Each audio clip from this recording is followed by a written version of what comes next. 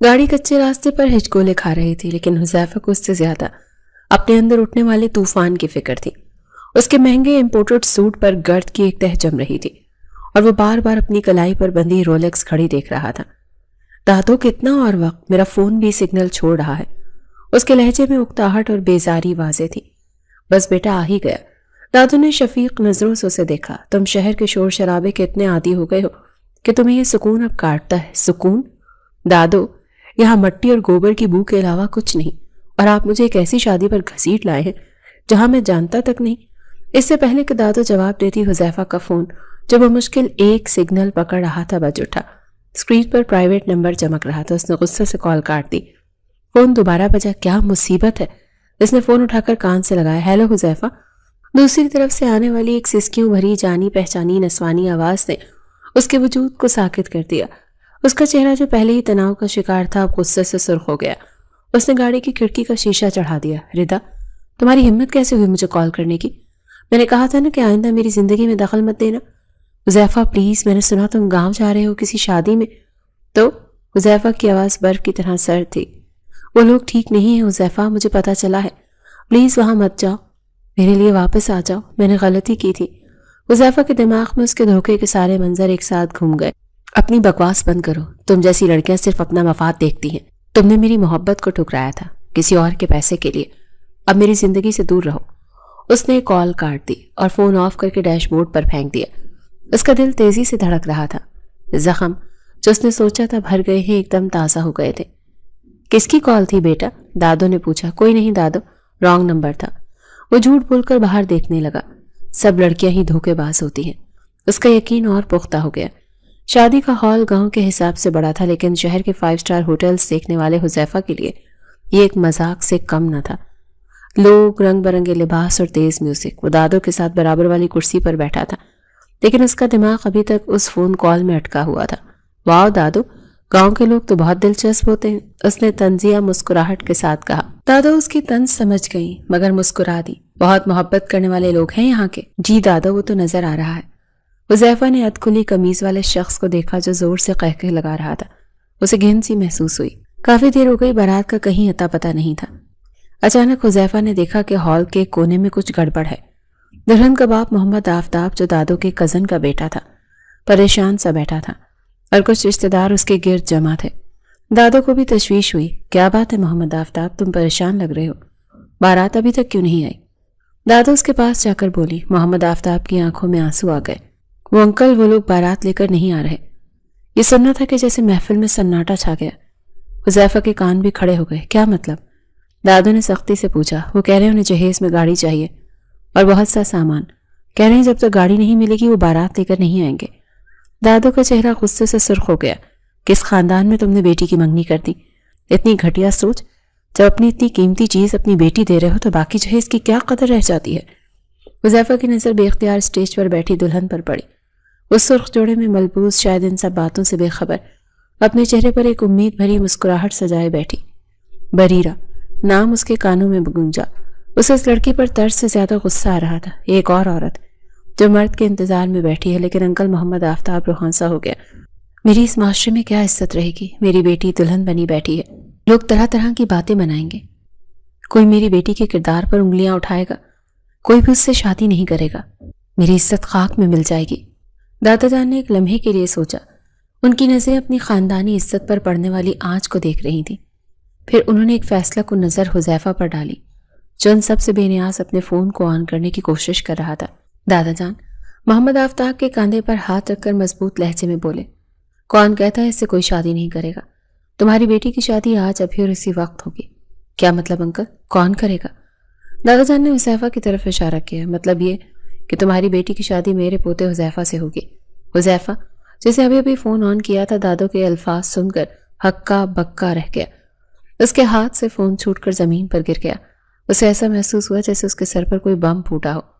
دادو!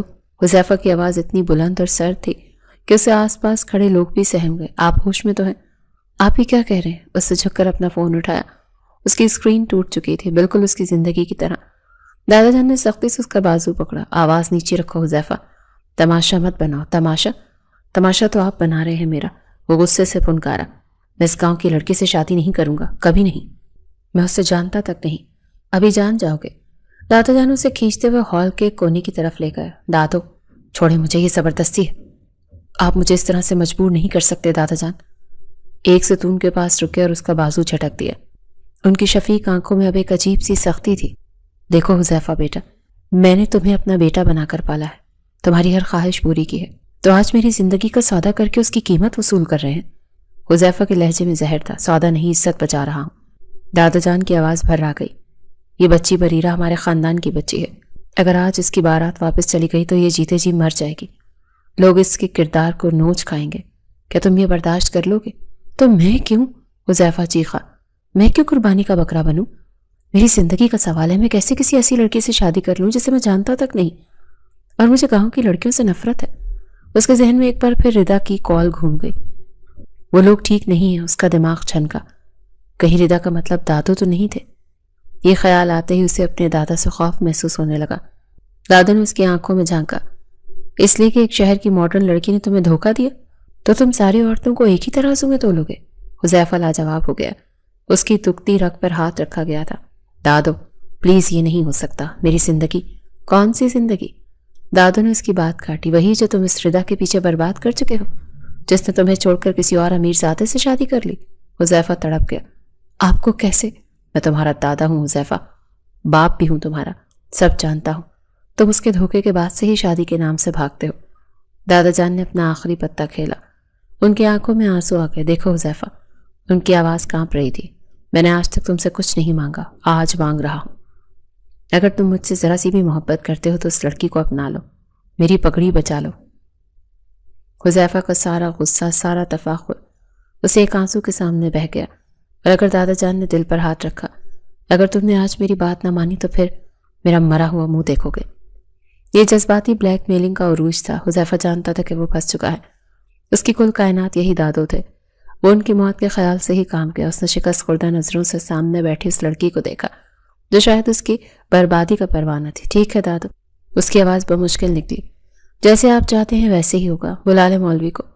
چند ہی لمحوں میں ہال کی ساری گہما گہمی ایک عجیب ناقابل یقین خاموشی میں بدل گئی۔ مولوی صاحب کو بلا لیا گیا۔ بریرہ جو اب تک اس سارے ڈرامے سے بے خبر تھی، اسے بھی اس کے باپ نے کچھ سمجھا بجھا کر نکاح کے لیے بٹھا دیا تھا۔ حذیفہ کو شیشے کے سامنے بٹھایا گیا۔ شیشے میں بریرہ کا عکس نظر آ رہا تھا، لیکن اس نے ایک بار بھی نظر اٹھا کر نہیں دیکھا۔ بریرہ بنت محمد آفتاب، قبول ہے۔ دوسری طرف سے کانپتی دبی ہوئی آواز آئی۔ اب مولوی صاحب نے حذیفہ کی طرف متوجہ ہوئے۔ حذیفہ، اس کا دماغ معاف ہو چکا تھا، اسے الفاظ سنائی نہیں دے رہے تھے، اسے صرف ردا کا چہرہ یاد آ رہا تھا۔ وہ لمحہ جب اس نے ردا کو پرپوز کیا تھا، میں تم سے شادی کروں گا ردا، اور پھر وہ لمحہ جب اسے ردا کا شادی کا کارڈ ملا تھا۔ دھوکہ، سب لڑکیاں ہی دھوکے باز ہوتی ہیں۔ بولو حذیفہ بیٹا، خاموش کیوں ہو؟ مولوی صاحب کچھ پوچھ رہے ہیں۔ دادو کے یاد دلانے پر وہ اپنے ہوش و حواس میں واپس لوٹا تھا۔ اس نے مولوی صاحب کو دیکھا، اس نے ہال میں بیٹھے لوگوں کو دیکھا جو اسے کسی عجوبے کی طرح دیکھ رہے تھے، اور پھر اس نے سامنے شیشے میں سرخ جوڑے میں ملبوس وجود کو دیکھا جس نے اس کی زندگی ایک لمحے میں بدل دی تھی۔ اس نے آنکھیں بند کیے گہری سانس لی۔ جی قبول ہے۔ اس نے مجھے وہ دل سے یہ الفاظ بولے تھے۔ یہ نکاح نہیں تھا، یہ اس کی انا کا، اس کی محبت کا اور اس کی آزادی کا جنازہ تھا۔ رخصتی کے آنسو میں شاید ہی کوئی خوشی کا آنسو تھا۔ بریرہ اپنے باپ کے گلے لگ کر پھوٹ پھوٹ کر رو رہی تھی، لیکن حذیفہ جو اپنی نئی نویلی زبردستی کی دلہن سے چند قدم دور کھڑا تھا، بے صبری سے اپنی گاڑی دیکھ رہا تھا۔ ڈرامہ ختم ہو تو چلے، اس نے اتنی دھیمی آواز میں کہا کہ صرف دادو ہی سن سکے، لیکن اس کے لہجے کی برف جیسی ٹھنڈک نے دادو کو بھی جھنجھوڑ دیا۔ حذیفہ، دادو نے اسے تنبیہی نظروں سے گھورا۔ گاڑی کا سفر جہنم سے کم نہ تھا۔ دادو نے بریرہ کو پچھلی سیٹ پر اپنے ساتھ بٹھا لیا تھا، جبکہ حذیفہ آگے ڈرائیور کے ساتھ والی سیٹ پر بیٹھ گیا، جیسے پچھلی سیٹ پر بیٹھے وجود سے اسے کوئی بیماری لگنے کا خطرہ ہو۔ پورے راستے بریرہ کی سسکیاں گونجتی رہیں اور ہر سسکی حذیفہ کے غصے کو مزید بھڑکا رہی تھی۔ ایک تو میری زندگی برباد کر دی، اوپر سے یہ رونے کا ناٹک، سب ایک جیسی ہوتی ہیں، اس نے دانت پیستے ہوئے سوچا۔ شہر کی حد میں داخل ہوتے ہی گاڑی ایک عالیشان حویلی کے بڑے گیٹ سے اندر داخل ہوئی۔ گاؤں کی وہ گرد آلود شادی اور یہ سنگ مرمر سے بنا محل، دو مختلف دنیایں تھیں۔ استقبال کرو، دادو کی گرجدار آواز حویلی میں گونجی۔ دلہن کا استقبال کرو۔ تمام نوکر جو پہلے ہی صف باندھے کھڑے تھے ادب سے جھک گئے۔ بریرہ نے خوفزدہ نظروں سے اس شان و شوکت کو دیکھا۔ یہ اس کے خواب و خیال سے بھی پرے تھا۔ دادو بریرہ کے سر پر ہاتھ رکھ کر اسے اندر لائے۔ آؤ بیٹا اندر آؤ، شادی سادگی سے ہوئی لیکن ہم ولیمہ دھوم دھام سے کریں گے۔ وہ لاؤنج کے بیچوں بیچ رکے اور تمام نوکروں کو مخاطب کیا، سب کان کھول کر سن لو، یہ بریرہ بیٹا ہے، حذیفہ کی بیوی اور تمہاری چھوٹی بیوی، اور آج سے اس گھر کی اکلوتی وارث ہے۔ یہ تمہارا اپنا گھر ہے بیٹا۔ یہ آخری جملہ جیسے بارود پر تیلی کا کام کر گیا۔ حذیفہ جو ابھی تک خاموش کھڑا تھا ایک دم چونکا۔ اکلوتی وارث؟ اسے اپنے پہلو میں یہ لڑکی زہر لگ رہی تھی۔ یہ وہ لڑکی تھی جس نے ایک منٹ میں اس کی زندگی، اس کی آزادی اور شاید اب اس کی وراثت بھی چھین لی تھی۔ دادو اس کی آواز میں ناقابل یقین حد تک تناؤ تھا۔ ایک بات کرنی ہے آپ سے۔ ہاں ہاں بیٹا کرو، دادو نے خوش دلی سے کہا۔ وہ شاید حذیفہ کے لہجے کا زہر نہیں سمجھ پائے تھے۔ اتنے میں کلثوم انہوں نے ایک بڑی عمر کی نوکرانی کو آواز دی، جاؤ چھوٹی بیوی کو حذیفہ صاحب کے کمرے میں چھوڑا، تھک گئی ہوں گی۔ رکو، حذیفہ کی آواز ایک دھاڑ کی طرح گونجی۔ لاؤنج میں مکمل سناٹا چھا گیا۔ کلثوم کے قدم وہیں جم گئے جہاں وہ تھی۔ بریرہ نے ڈر کر اپنی آنکھیں میچ لیں۔ دادو نے حیرت سے مڑ کر حذیفہ کو دیکھا۔ دادو، حذیفہ نے اپنی آنکھوں میں تمام تر نفرت سمو کر کہا، یہی بات کرنی تھی، آپ بریرہ کے لیے کوئی اور کمرہ تیار کروا دیں۔ ایک لمحے کے لیے تو دادو کو سمجھ ہی نہ آیا کہ انہوں نے کیا سنا ہے۔ کیا مطلب؟ مطلب صاف ہے، حذیفہ کی آواز سپاٹ تھی، میں اپنا کمرہ اس کے ساتھ شیئر نہیں کر سکتا۔ کیا آپ بکواس ہے یہ؟ حذیفہ، دادو کا پارا چڑھ گیا، کمرہ شیئر نہیں کرنا؟ وہ کمرہ اب اس کا بھی ہے۔ نہیں ہے۔ کیوں نہیں ہے؟ دادو گرجے، کیونکہ یہ تمہاری بیوی ہے۔ بیوی؟ حذیفہ زہریلی ہنسی ہنسا۔ جب آپ نے مجھ پر مسلط کیا ہے میں اس رشتے کو… خاموش، دادو نے ہاتھ اٹھا کر اسے روکا۔ ایک لفظ بھی اپنی بیوی کے خلاف میں برداشت نہیں کروں گا۔ تمیز بھول گئے ہو اپنی؟ تمیز؟ حذیفہ نے قہقہ لگایا، میری زندگی کا تماشا بنا کر آپ تمیز کی بات کر رہے ہیں؟ میں اس لڑکی کے ساتھ ایک چھت کے نیچے… تم رہو گے، دادو نے حتمی فیصلہ سنایا، اور اس کمرے میں رہو گے۔ کلثوم لے کر جاؤ اسے۔ نہیں دادو، آپ زبردستی کر رہے ہیں۔ چلو تم بریرہ کو اس کے کمرے میں لے کر چلو، دادو نے کلثوم کو حکم دیا، جبکہ حذیفہ غصے سے پاؤں پٹکتا کچھ بولنے کی کوشش کرتا رہا، لیکن دادو کے اٹل چہرے کے سامنے اس کی ایک نہ چلی۔ کلثوم نے ڈرتے ڈرتے بریرہ کا بازو تھاما اور اسے سیڑھیوں کی طرف لے جانے لگی۔ حذیفہ نے بے بسی سے اپنی ناپسندیدہ بیوی کو اپنے کمرے کی طرف جاتے ہوئے دیکھا۔ اس کا بس نہیں چل رہا تھا کہ وہ سب کچھ توڑ پھوڑ دے۔ وہ مڑا اور غصے سے پاؤں پٹکتا ہوا حویلی کے پچھلے دروازے سے باہر لان میں نکل گیا۔ کیسے میں اس لڑکی کو برداشت کروں گا؟ وہ لان میں ٹہلتے ہوئے خود سے کہہ رہا تھا۔ ایک کمرے میں اس کے ساتھ رہنا بہت مشکل ہے، ناممکن ہے۔ گھنٹے بیت گئے، لان کی ٹھنڈی ہوا بھی حذیفہ کے دماغ میں لگی آگ کو بجھا نہ سکی۔ رات کا اندھیرا گہرا ہو چکا تھا۔ آخر کب تک میں یہاں باہر کھڑا رہوں گا؟ اس نے غصے سے مٹھیاں بھینچی۔ میرا اپنا گھر، میرا اپنا کمرہ، اور میں ہی اس میں نہیں جا سکتا؟ سب اس جاہل گاؤں کی لڑکی کی وجہ سے ہے۔ اس کا دل کیا وہیں سے گاڑی نکالے اور اس شہر سے، اس گھر سے، اس مصیبت سے کہیں دور چلا جائے، لیکن دادو کا خیال اسے روک رہا تھا۔ دیکھتا ہوں آخر وہ بھی تھک کر سو ہی گئی ہوگی۔ یہ سوچ کر وہ بھاری قدموں سے واپس حویلی کے اندر داخل ہوا۔ لاؤنج خاموش تھا، بتیاں مدھم تھی۔ وہ دبے پاؤں سیڑھیاں چڑھتا اپنے کمرے کے دروازے تک پہنچا۔ ایک لمحے کے لیے اس کے ہاتھ کانپے۔ یہ میں کیا کرنے جا رہا ہوں؟ ایک اجنبی لڑکی میرے کمرے میں۔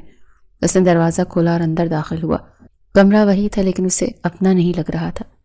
ہوا میں ایک اجنبی ہلکی سی پھولوں کی مہک، شاید بریرہ کے گجروں کی بسی تھی، جو اسے ناگوار گزری، اور پھر اس کی نظر بیڈ پر پڑی۔ بریرہ اپنے اس بھاری سرخ روسی جوڑے سمیت بیڈ کے کونے پر دیوار سے ٹیک لگائے اونگ رہی تھی۔ اس کا سر ایک طرف کو ڈھلکا ہوا تھا اور بھاری دوپٹہ اس کے چہرے پر آیا ہوا تھا۔ حذیفہ کا خون کھول اٹھا۔ واہ! وہ زہر خوند لہجے میں بڑبڑایا، کیا کمال ہے! کتنے آرام کی، سکون کی نیند سو رہی ہے، اور یہاں میری نیندیں اڑا دی ہیں۔ اسے لگا جیسے بریرہ نے جان بوجھ کر اس کے بیڈ پر قبضہ کیا ہے۔ کیا آفت لا دی ہے دادو نے میری زندگی میں! وہ غصے سے بڑبڑاتا ہوا آگے بڑھا۔ اس نے اپنے مہنگے جوتے اتار کر ایک سائڈ پر غصے سے پٹخے۔ خود تو مہارانی بن کر میرے بیڈ پر پھیل گئی ہے، اور مجھے اس کمرے میں واحد صوفے کو دیکھا۔ مجھے ساری رات اس صوفے پر بے سکون رہنا پڑے گا۔ اس نے اپنا کوٹ اتارا اور لاپرواہی سے کرسی پر پھینکا۔ میرے پورے کمرے میں مالکن کی طرح مسلط ہو گئی ہے۔ میں اس کا کوئی بندوبست کرتا ہوں، کل ہی اسے اس کمرے سے باہر نکالوں گا۔ یہ کہتے ہوئے اس نے صوفے پر لیٹ کر اپنی پشت بیڈ کی طرف کر لی۔ اس نے آنکھیں سختی سے میچ لی۔ اس رات کو اس لڑکی کو اور اپنی زبردستی کی شادی کو کوستا رہا۔ کمرے میں کچھ دیر مکمل سناٹا رہا، صرف گھڑی کی ٹک ٹک اور حذیفہ کی غصے بھری سانسوں کی آواز تھی۔ پھر بیڈ پر موجود وجود نے دھیرے سے حرکت کی۔ بریرہ سونے کا ناٹک کر رہی تھی۔ اس نے آنسوؤں سے بھیگی پلکیں دھیرے سے کھولی۔ اس کی آنکھوں کے سامنے اس اجنبی شخص کی چوڑی پشت تھی جو اب قانونی طور پر اس کا شوہر تھا۔ اسے اپنے ٹھکرائے جانے کا غم پہاڑ جیسا محسوس ہو رہا تھا۔ اس کا دل کٹ کر رہ گیا تھا۔ وہ کیسی دلہن تھی جس کا شوہر اس کی طرف دیکھنا بھی گوارا نہیں کرتا تھا، لیکن پھر اسے اپنے باپ کا روتا ہوا چہرہ یاد آیا۔ وہ لمحہ یاد آیا جب اس کی بارات آنے سے انکار ہو گیا تھا۔ وہ ذلت، وہ رسوائی، اور پھر یہ شخص، یہ اجنبی۔ اس نے ایک لمحے میں اس کے باپ کی پگڑی بچا لی، اس کی عزت کو خاک میں ملنے سے بچا لیا۔ بریرہ کی آنکھوں سے آنسوں کی لڑی بہہ نکلی، لیکن یہ آنسو صرف غم کے نہیں تھے، ان میں اس شخص کے لیے ایک عجیب سا فخر بھی تھا۔ وہ نہ چاہتے ہوئے بھی اس سے نفرت نہیں کر پا رہی تھی۔ یہ میرے لیے قابل عزت ہے۔ اس نے اپنے آنسوں کو دوپٹے کے کونے سے صاف کیا۔ یہ میرے ساتھ جیسا بھی سلوک کرے مجھے قابل قبول ہے۔ اس نے اس شخص کی پشت کو دیکھتے ہوئے دل ہی دل میں عہد کیا، آج سے میری زندگی اس شخص کے نام جس سے میرے باپ کی عزت بچائی۔ یہ سوچتے ہوئے وہ خاموشی سے بغیر کوئی آواز نکالے اپنے آنسو صاف کر کے سیدھی لیٹ گئی۔ اس نے اپنی تقدیر کو، اس اجنبی شوہر کو اور اس نئی کٹھن زندگی کو قبول کر لیا۔ صوفے پر گزری رات نے حذیفہ کے جسم میں اکڑن اور مزاج میں چڑچڑا پن بھر دیا۔ جب اس کی آنکھ کھلی تو کمرہ خالی تھا۔ بریرہ شاید واش روم میں تھی، لیکن اس کی موجودگی کا احساس ہی حذیفہ کو جلانے کے لیے کافی تھا۔ وہ غصے سے اٹھا اور نیچے ناشتے کی میز پر پہنچا جہاں دادو اخبار پڑھ رہے تھے۔ دادو، مجھے آپ سے اس لڑکی کے بارے میں بات کرنی ہے۔ دادو نے اخبار سے نظریں ہٹائے بغیر کہا، کون سی لڑکی؟ اوہ، تم اپنی بیوی بریرہ کی بات کر رہے ہو۔ انہوں نے بیوی پر خاص زور دیا۔ میں اسے بیوی نہیں مانتا، حذیفہ نے دانت پیستے ہوئے کہا۔ آپ اسے کسی اور کمرے میں شفٹ کر دیں، ورنہ کیا؟ دادو نے اخبار طے کر کے میز پر رکھا۔ ان کا لہجہ سرد تھا۔ ورنہ تم کیا کرو گے؟ گھر چھوڑ دو گے؟ مجھے چھوڑ دو گے؟ حذیفہ خاموش ہو گیا۔ دادو نے گہری سانس لی۔ میں نے تمہارے آفس جانے سے پہلے کلثوم کے ہاتھ کچھ شاپنگ بیگز بھجوائے ہیں۔ بریرہ سے کہہ دینا ان میں سے کوئی اچھا سا جوڑا پہن لے، آخر اس گھر کی اکلوتی بہو ہے۔ مجھے کوئی دلچسپی نہیں۔ حذیفہ کرسی کو زور سے پیچھے دھکیلتا اٹھا اور آفس کے لیے نکل گیا۔ وہ اس عورت کا چہرہ بھی نہیں دیکھنا چاہتا تھا۔ دوسری طرف بریرہ نے خوفزدہ نظروں سے وہ بیگز دیکھے۔ ان میں ڈیزائنر ملبوسات، مہنگی جولری اور اونچی ہیل والے جوتے تھے۔ Be B G, Dada Saheb نے کہا ہے آپ شام تک تیار ہو جائیں، صاحب بس آتے ہی ہوں گے، کلثوم نے کہا۔ بریرہ نے ایک نازک سا پنک جوڑا اور اس کے ساتھ میچنگ پینسل ہیل والی سینڈل نکالی۔ میں نے کبھی یہ ہیل والا جوتا نہیں پہنا، اس نے گھبرا کر سوچا، لیکن وہ شہر کے ہیں، شاید انہیں ایسے ہی کپڑے اور جوتے پسند ہوں، شاید وہ مجھے اس روپ میں دیکھ کر مجھ سے بات کر لیں۔ اس امید پر اس نے وہ لباس پہننے کا فیصلہ کر لیا۔ شام کو جب حذیفہ تھکا ہارا بدترین موڈ کے ساتھ گھر لوٹا تو اس کی نظر لان کے پاس بنے سوئمنگ پول پر پڑی۔ بریرہ وہ پنک جوڑے میں ملبوس، بالوں کو کھلا چھوڑے پول کے کنارے کھڑی تھی۔ وہ گاؤں کی سادہ سی لڑکی نہیں لگ رہی تھی، بلکہ کوئی نازک سی ڈری سہمی گڑیا لگ رہی تھی۔ وہ ہیلز پر بمشکل اپنا توازن سنبھالے حیرت سے نیلے پانی کو دیکھ رہی تھی، جسے زندگی میں پہلی بار سوئمنگ پول دیکھا ہو۔ حذیفہ ایک لمحے کے لیے ٹھٹکا۔ خوبصورت، ایک لفظ اس کے دماغ میں آیا جسے اس نے فوراً جھٹک دیا۔ ڈرامہ، سب ناٹک ہے یہ، میری توجہ حاصل کرنے کے لیے۔ بریرہ نے اسے دیکھا۔ اس کی آنکھوں میں ایک پل کے لیے امید چمکی۔ سنیے، حذیفہ نے اس کی طرف دیکھا تک نہیں، اسے مکمل طور پر نظر انداز کرتا وہ پتھر کا چہرہ بنائے۔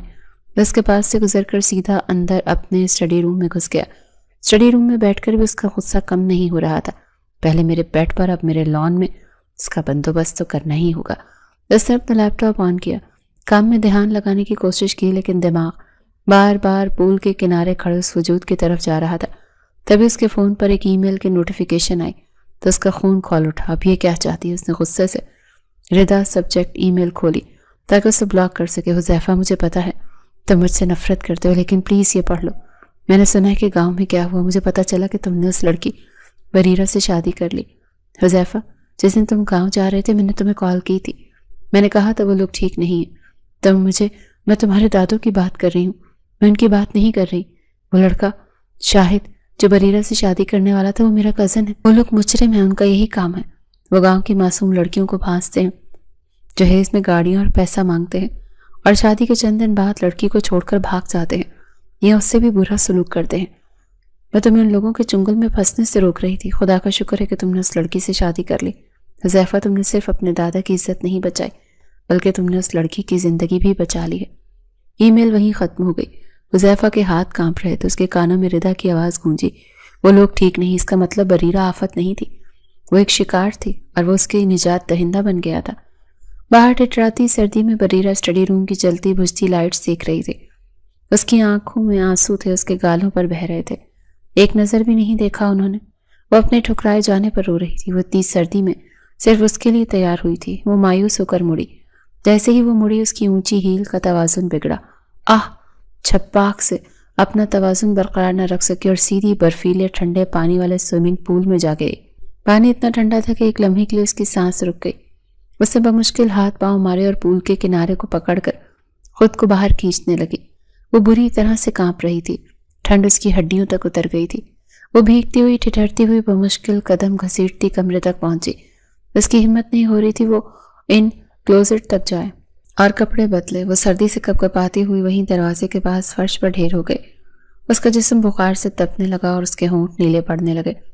کافی دیر بعد حذیفہ رضا کی ای میل سے پہلے ہونے والی کشمکش میں مبتلا اسٹڈی روم سے نکلا۔ اس کا غصہ اب کافی کم ہو چکا تھا، لیکن الجھن باقی تھی۔ میں اس لڑکی کو آج اپنے کمرے میں نہیں رہنے دوں گا۔ ساری رات میں صوفے پر بے آرام سویا ہوں اور خود آتے ہی میرے بیڈ کی مالکن بن کر بیٹھ گئی ہے۔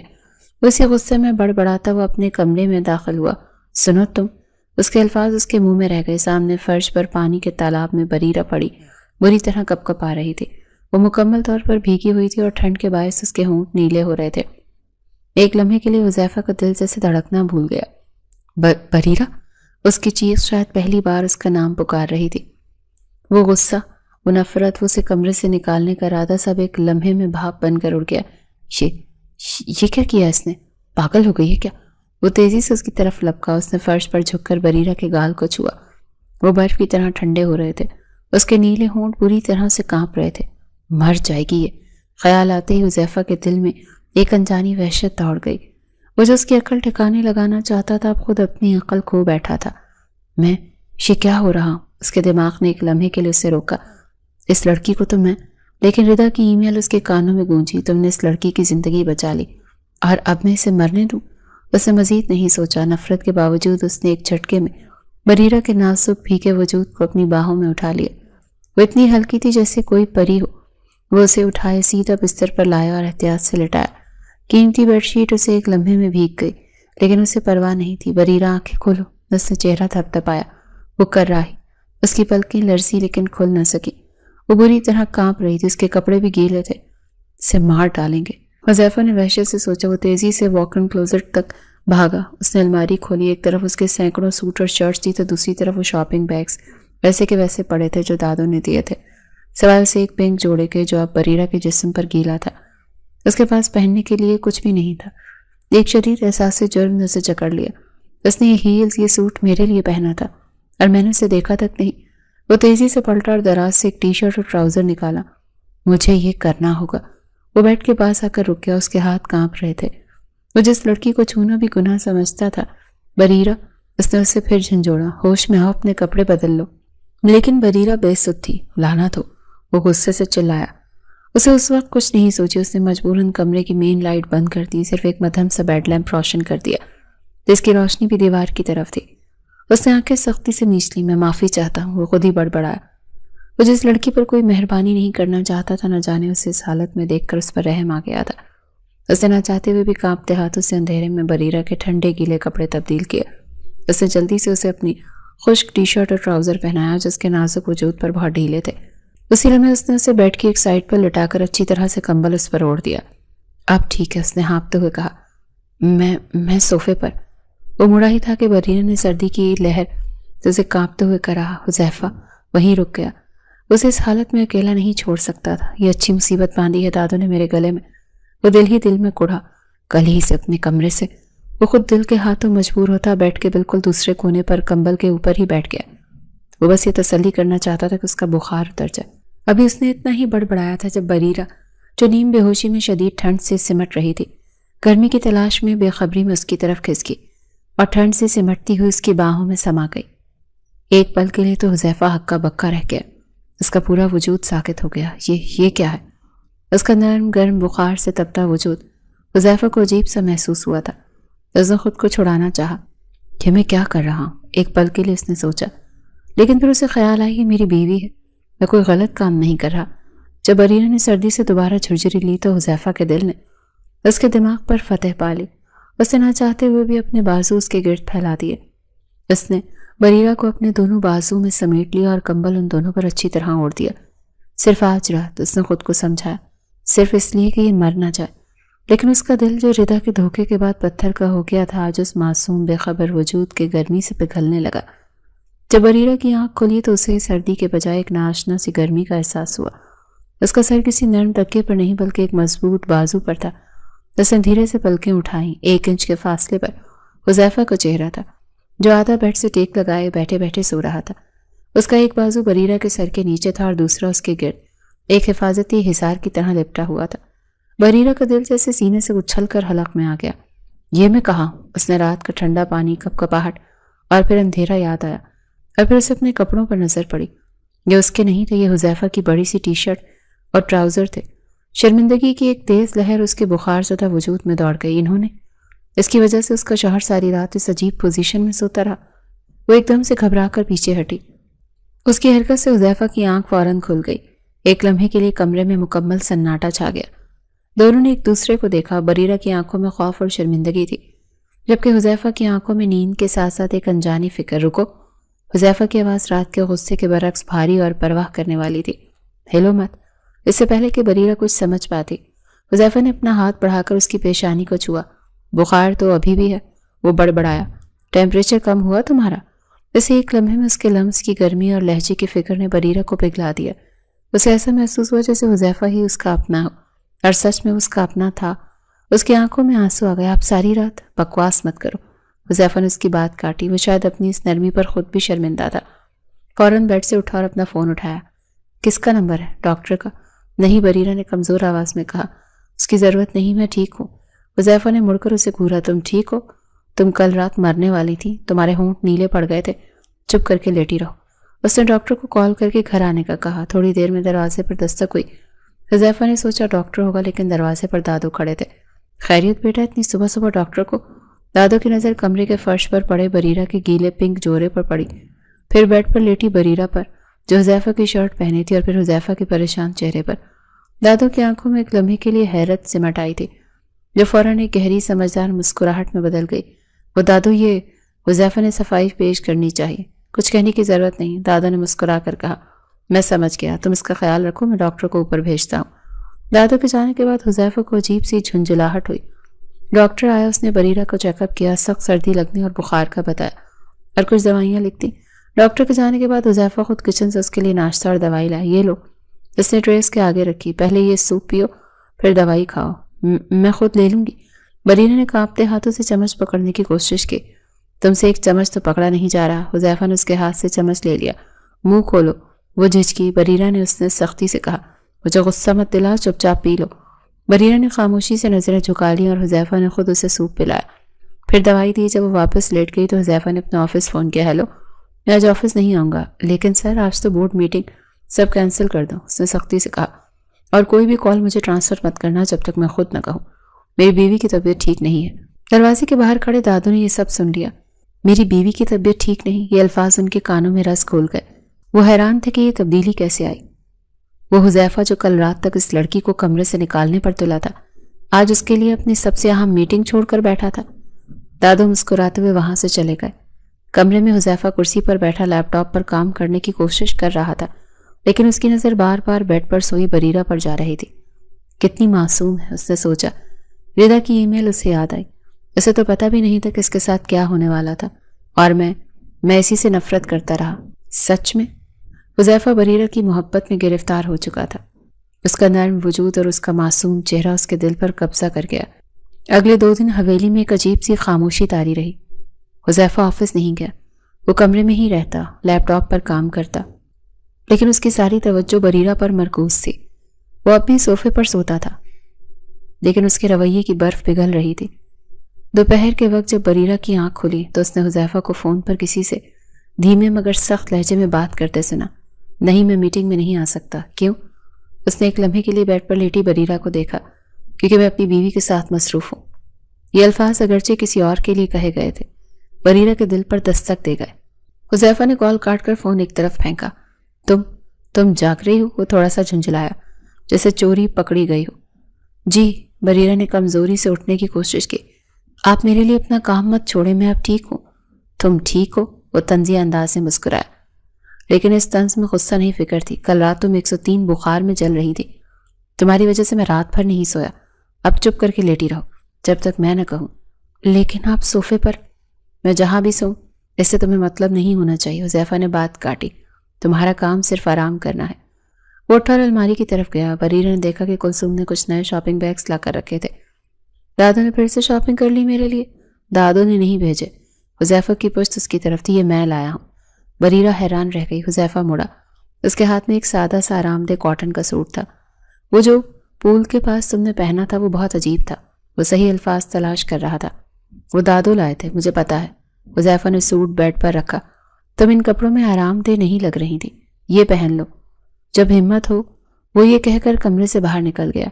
बरीरा की आंखें आंसुओं से भर गई। उसने न सिर्फ उसका ख्याल रखा बल्कि उसकी इस बेचैनी को भी महसूस कर लिया जो वो महंगे लिबास और ऊंची हील में महसूस कर रही थी। इस शख्स ने जो उससे नफरत करता था उसकी इतनी गहरी बात नोट कर ली थी। शाम को दादू कमरे में आए। बरीरा अब बेहतर थी और हुज़ैफा के लाए हुए सादा नीले सूट में बालों का जूड़ा बांधे बहुत पुरसुकून और प्यारी लग रही थी। माशाअल्लाह, दादू ने उसे देखते ही कहा, अब लग रही हो हमारे घर की बहू। हुज़ैफा जो लैपटॉप पर झुका था इस तारीफ पर मुस्कुराए बगैर न रह सका। हुज़ैफा बेटा, आज रात का खाना हम सब साथ खाएंगे, नीचे डाइनिंग टेबल पर। दादू ने हुक्म जारी किया। दादू, वो बिल्कुल ठीक है। दादू ने बरीरा की तरफ देखा। क्यों बेटा, आओगी ना? जी दादू। बरीरा ने धीरे से सर हिलाया। रात के खाने पर माहौल तनाव भरा था, लेकिन वो वाला नहीं जो पहली रात था। ये एक झिझक वाला तनाव था।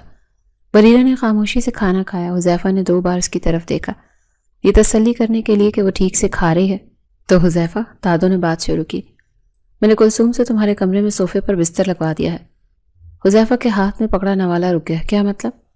मतलब ये कि अगर तुमने अपनी बीवी की बीमारी की वजह से सोफे पर सोना ही है तो कम से कम आराम से सो जाओ। दादू ने शरारत से आंख मारी। बरीरा का चेहरा शर्म से लाल हो गया। दादू, हुज़ैफा ने गुस्से से उन्हें देखा। क्या दादू? वो हंसे। सच ही तो कह रहा हूँ, अब तुम दोनों मियाँ बीवी हो, एक दूसरे का ख्याल रखना ही है। और तुमने जिस तरह बरीरा का ख्याल रखा, मुझे तुम पर फख्र है। ये पहली बार था कि हुज़ैफा ने अपने दादू से अपनी तारीफ सुनी थी। वो मेरा फ़र्ज़ था, उसने आहिस्ता से कहा। नजरें प्लेट पर झुकाए। फ़र्ज़? दादू मुस्कुराए। चलो फ़र्ज़ ही सही।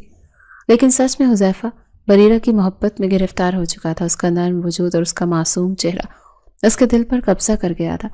दादू ने माहौल को खुशगवार होते देखा। बरीरा सेहतयाब हो चुकी थी और हुज़ैफा का पत्थर दिल मोम हो गया था।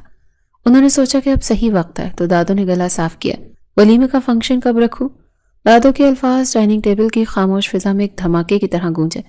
हुज़ैफा के हाथ में पकड़ा कांटा वहीं रुक गया। बरीरा जो झिझकते हुए नवाला ले रही थी, उसने सहम कर सर उठाया। दोनों की नजरें एक ही लम्हे में मिली।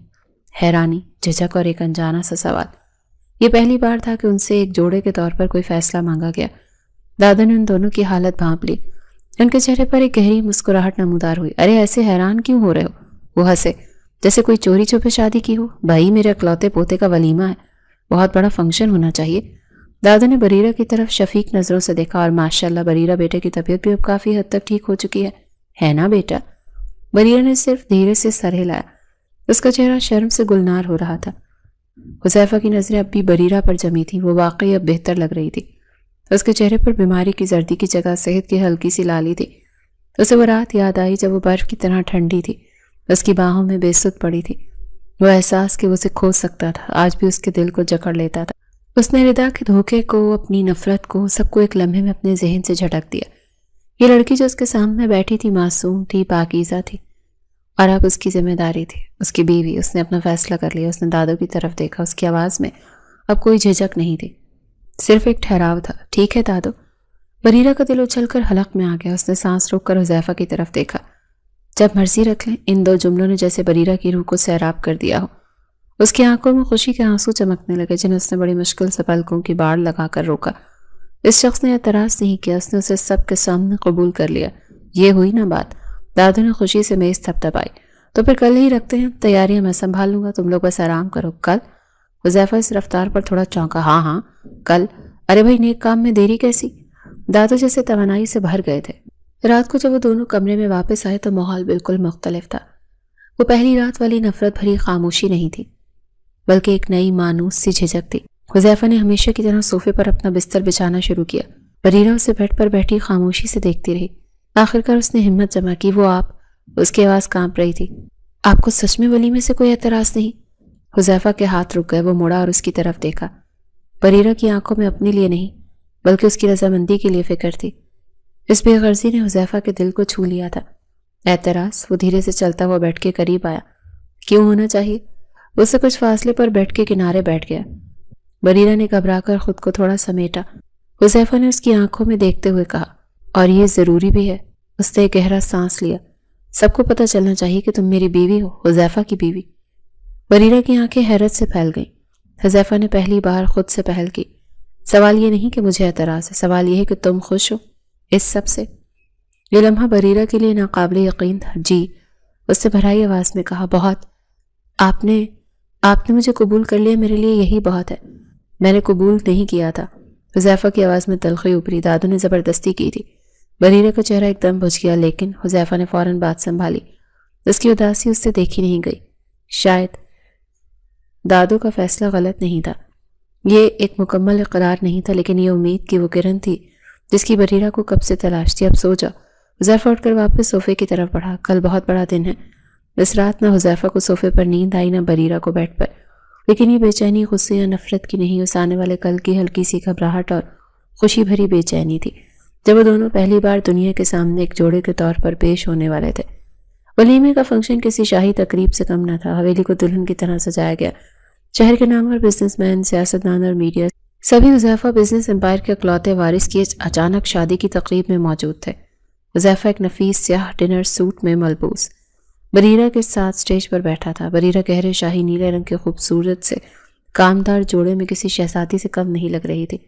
اس کے چہرے پر اب خوف یا جھجک کے بجائے ایک پرسکون اعتماد تھا۔ جب بھی کوئی مہمان آ کر حذیفہ سے اس کی ناپسندیدہ بیوی کے بارے میں پوچھتا، حذیفہ مضبوطی سے اس کا ہاتھ تھام لیتا۔ یہ بریرہ ہیں، میری بیوی۔ اس کا لہجہ اتنا دو ٹوک اور فخریہ ہوتا کہ کسی کو مزید سوال کرنے کی ہمت نہ ہوتی۔ دادا دور کھڑے اپنی اس جوڑی کو دیکھ رہے تھے۔ ان کی آنکھوں میں تشکر کے آنسو تھے۔ وہ جان گئے تھے کہ ان کا جوا، ان کی جذباتی بلیک میلنگ کامیاب ہو گئی تھی۔ انہوں نے صرف ایک عزت نہیں بلکہ 2 زندگیاں بچا لی تھی۔ تقریب ختم ہوتے ہوتے رات بیت گئی تھی۔ تھکے ہارے مہمان جا چکے تھے۔ کمرے میں پھولوں کی مدھم خوشبو پھیلی ہوئی تھی۔ بریرہ چوپیس شاہی جوڑے میں ملبوس تھی، آئینے کے سامنے بیٹھی اپنے بھاری زیورات اتار رہی تھی۔ اس کا دل عجیب سی خوشی اور گھبراہٹ سے دھڑک رہا تھا۔ آج یہ کمرہ اجنبی نہیں لگ رہا تھا۔ تبھی دروازہ کھلنے کی آواز آئی۔ حذیفہ اندر داخل ہوا۔ اپنا کوٹ اتار چکا تھا، ٹائی ڈھیلی کر رہا تھا۔ اس کی نظر آئینے میں بریرہ کے عکس پر پڑی۔ وہ تھکا ہوا تھا، لیکن اس کی آنکھوں میں آج اطمینان تھا۔ وہ دھیرے سے چلتا ہوا اس کے پیچھے آ کر کھڑا ہوا۔ بریرہ نے آئینے میں اس کی طرف دیکھا۔ ولیمہ تو ہو گیا۔ حذیفہ کی آواز پرسکون تھی۔ اب تو فائنلی سب کو ہی پتہ چل گیا کہ ہم میاں بیوی ہیں۔ بریرہ نے آئینے میں اس کی آنکھوں میں دیکھا۔ اس نے ڈرنا چھوڑ دیا تھا۔ اس نے وہ رات یاد کی جب وہ سردی سے مر رہی تھی اور اس شخص اسے اپنی باہوں میں پناہ دی تھی۔ وہ مسکرائی، ایک ایسی مسکراہٹ جس میں شرارت بھی تھی اور اعتماد بھی۔ ہاں تو ہم میاں بیوی ہیں۔ اس کی آواز صاف اور کھنکتی ہوئی تھی۔ حذیفہ تو ایک لمحے کے لیے ہکا بکا رہ گیا۔ یہ وہ ڈری سہمی کمزور آواز نہیں تھی جو اس نے پہلے سنی تھی۔ اس نے حیرت سے اپنی بھویں اچکائیں۔ تم بولتی بھی ہو؟ اس نے چھیڑنے والے انداز میں کہا۔ میں تو سمجھا تھا تم گونگی ہو۔ بریرہ نے ہمت کی اور اس کی طرف مکمل طور پر مڑ گئی۔ جی بولتی ہوں، میں گونگی تھوڑی ہوں۔ ایک لمحے کے لیے خاموشی چھا گئی۔ پھر بریرہ نے جو فیصلہ کر چکی تھی کہ آج وہ اپنے اس رشتے کو مکمل طور پر اپنائے گی، اپنی آنکھیں اٹھائی اور دھیرے سے کہا، اچھا جی، میری منہ دکھائی کا گفٹ۔ یہ حذیفہ کے لیے دوسرا اور بڑا جھٹکا تھا۔ وہ لڑکی تو اس کے سامنے نظریں اٹھانے سے ڈرتی تھی، آج اس سے اپنا حق مانگ رہی تھی۔ اس کے چہرے پر حیرت، خوشی اور بے پناہ محبت کے ملے جلے تاثرات ابھرے۔ وہ چند سیکنڈ اسے دیکھتا رہا، پھر وہ کھل کر مسکرا دیا۔ مانے کہ ہماری شادی زبردستی ہوئی، لیکن ایک رات میں ہی تم نے تو میرا دل ہی جیت لیا۔ اس نے اپنی جیب میں ہاتھ ڈالا اور ایک مخملی ڈبیا نکالی۔ اس نے ڈبیا کھولی جس میں ایک نازک سی نہایت خوبصورت ہیرے کی انگوٹھی چمک رہی تھی۔ تم کیا سمجھتی ہو میں تمہارے لیے گفٹ نہیں لایا؟ اس نے مسکراتے ہوئے کہا، یہ رہا تمہارا گفٹ۔ اس نے نرمی سے بریرہ کا ہاتھ اپنے ہاتھ میں لیا اور انگوٹھی اس کی انگلی میں پہنا دی۔ میں لڑکیوں پر بھروسہ نہیں کرتا۔ حذیفہ کی آواز سنجیدہ ہو گئی۔ اس نے بریرہ کا ہاتھ اب بھی تھام رکھا تھا۔ مجھے محبت سے نفرت ہو گئی تھی۔ مجھے لگا تھا سب لڑکیاں ہی دھوکے باز ہوتی ہیں۔ میں نے تمہیں بھی وہی سمجھا۔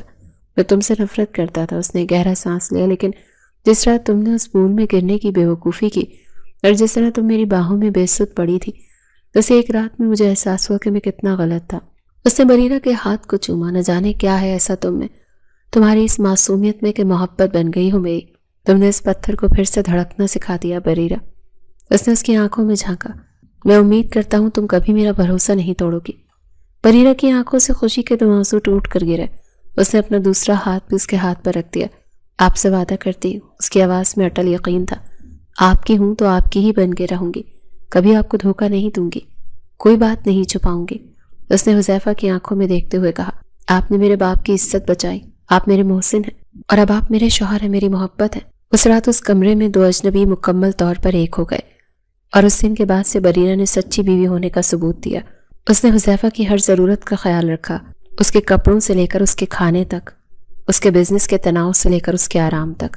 بریرہ نے خود کو اس کی زندگی میں ڈھال لیا۔ وہ ہر وہ کام کرتی جو اس کی خوشی کا باعث ہوتا تھا۔ دادو نے جس زبردستی کے رشتے کی بنیاد رکھی تھی، بریرہ کی معصومیت اور حذیفہ کی قبولیت نے اسے محبت کی ایک اٹوٹ بندھن میں بدل دیا تھا۔ اب وہ دونوں ہنسی خوشی اپنی زندگی گزار رہے تھے۔